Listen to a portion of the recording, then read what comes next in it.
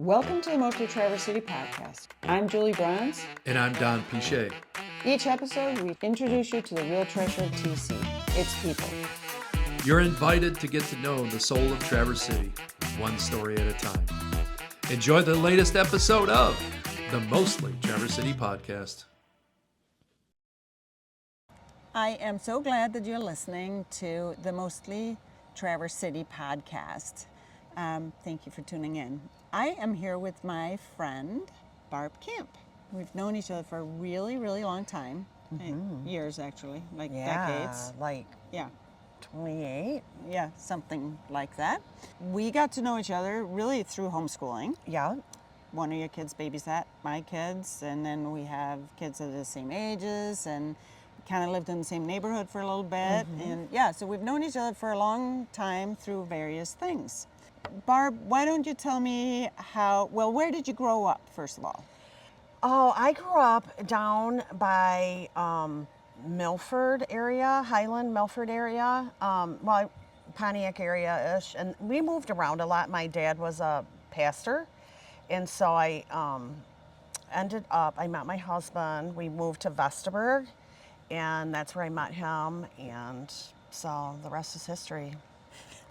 Well, as they say, we're kind of making it, right? This is making history. Yes, making history, yeah. yes. Yeah. So how long have you been in Traverse City? We moved from Lansing after Vestaburg. He went down and worked for GM, and then he took a buyout and started working with Farm Bureau Insurance. And Farm Bureau asked him if he wanted to be a manager. And so if he wanted to be a manager, he had to come to Traverse City. So that was in 1996 that we moved here. Okay. All right. So what's that, 28 years? Yeah, that's actually interesting because I thought you had been here longer than us, but we moved in 95. Oh, no, a year before us. No. Way before Yeah. you. Not married as long as you, but Yeah. got here before you. Yeah. Okay. All right. Well, that's cool. You haven't looked back. No. At first, we always thought we would move back to Lansing, and I kind of wanted that because we had so much community in Lansing. And when you move, you don't know anybody. Right. And that was really hard, but I can't imagine ever leaving Traverse City to move back to Lansing. So I'm so thankful I didn't get what I wanted.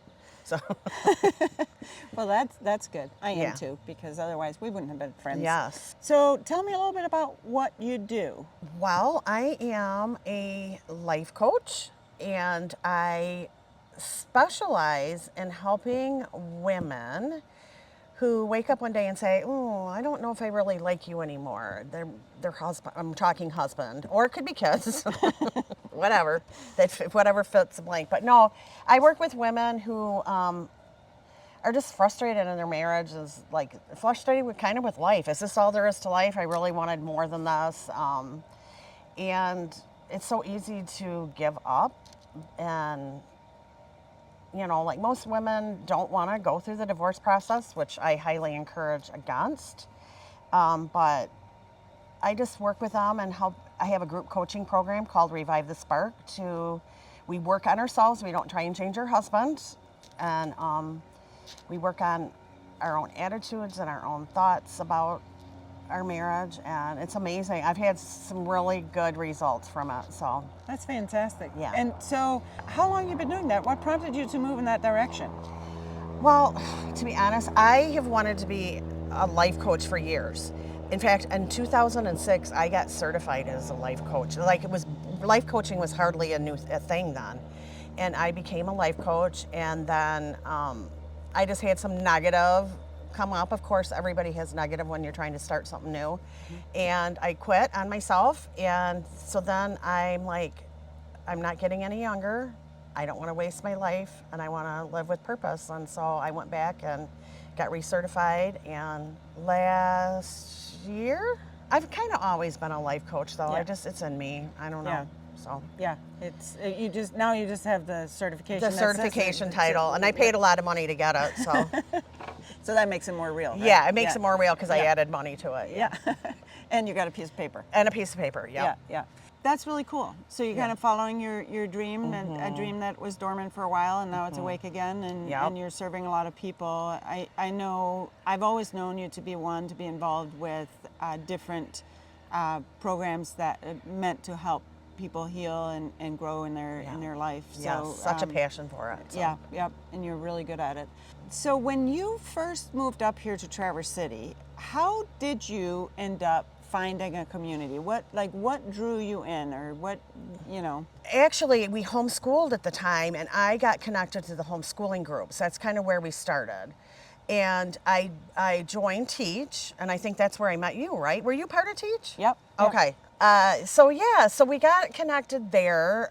I just kind of just tried to jump in because it was lonely at first because we had such a strong community down in Lansing at our church. I mean, it was nothing to have somebody over every Sunday afternoon, every Sunday for somebody. Yeah. Jim will say, "Oh, Bonds are coming over for lunch. I hope that's okay." I'm like, "Okay." I mean, it just became such a habit, Yeah. and then it was like a void. We're like, we don't know anybody, and but so that really helped to get connected somehow, some way. Church is a good place. We found some community there. When we moved back here, we had lived in the Seattle area, south of Seattle, and I remember moving back here, and I'm like, it's like moving to the dark ages. There's like nobody here. It was, it was weird. It took a while. Just for those that are listening, what I tell people, when you move to a new area, you want to find friends quickly, but I really think that it takes about 3 years to really be kind of established and find your groove in a new place. And some people don't get that chance for a variety of reasons. They have to move sooner than that. But I think having that patience when you move, and recognizing that you do have to put an energy forth Yes. in order to be able to engage, and that can be scary and uncomfortable. Yeah. But recognizing that, and then also learning some patience with that. That's not my forte. I think that's a mistake. Yeah. That we have to be patient. And But anyway, so you got involved that way, and then you raised your family. yes, yep. Well, we ended up having surprise twin boys and that whole thing. So then we, extended the raising kids process. Yeah. But yes, it was a great experience to be up here in northern Michigan raising them. Yeah, yeah. So, if somebody moves to this area, you've mentioned church as a way to get involved. What's some of the places that you think people could look for community in? well, I'll just go based on what I did back then. Is like when I found out I had twins, I joined a twin group, and I needed that because the twin thing threw me for a loop. I was not expecting to have more kids, let alone twins. So I needed that connection. So I got connection from there. We did a lot of activities with the kids. If you have younger kids, if you don't have, I mean, it's easy to hook in with younger kids with sports, library, the library days, the reading hours and that kind of stuff.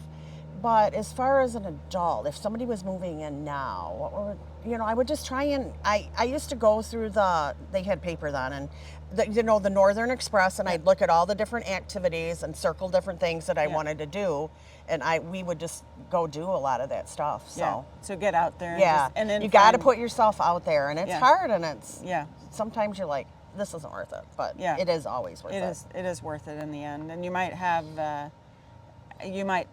try a lot of different things, and until you finally find the niche. Yeah. And one of the things also I think is, if you are passionate about something like gardening, well, join the garden club. Yes, absolutely. So find out what your passions are and then look those up. If you were to move here, well, maybe not if you move here, if you come here just to visit, like for a weekend, or let's give it 24 hours or a week or whatever, what is, like, for you, what are must-see things or must-do things in Traverse City?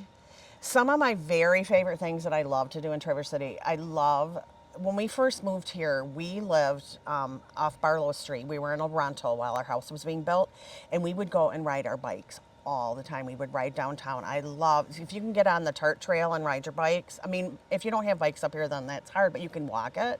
You can rent them. You can rent them too, yeah.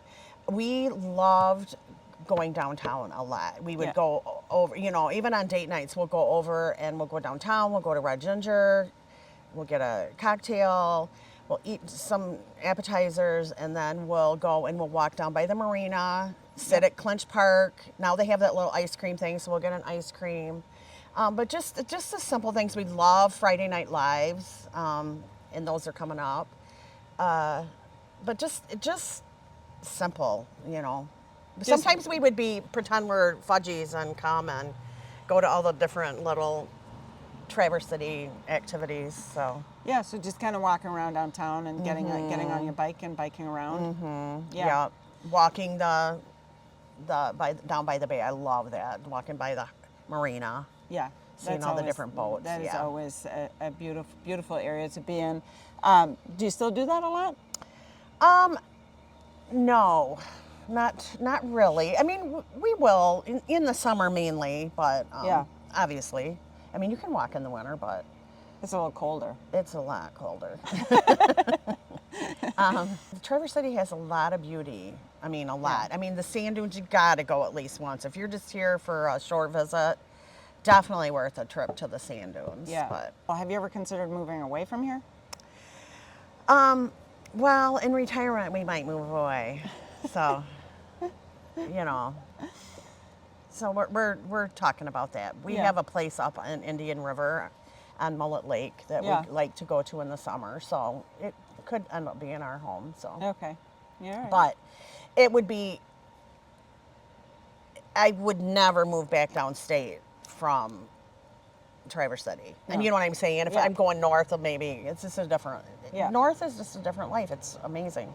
I know you pretty well, but if you were to say, what's your secret sauce or your special thing, your superpower? If you were to think of yourself, what's one thing that you would say, I am super good at this?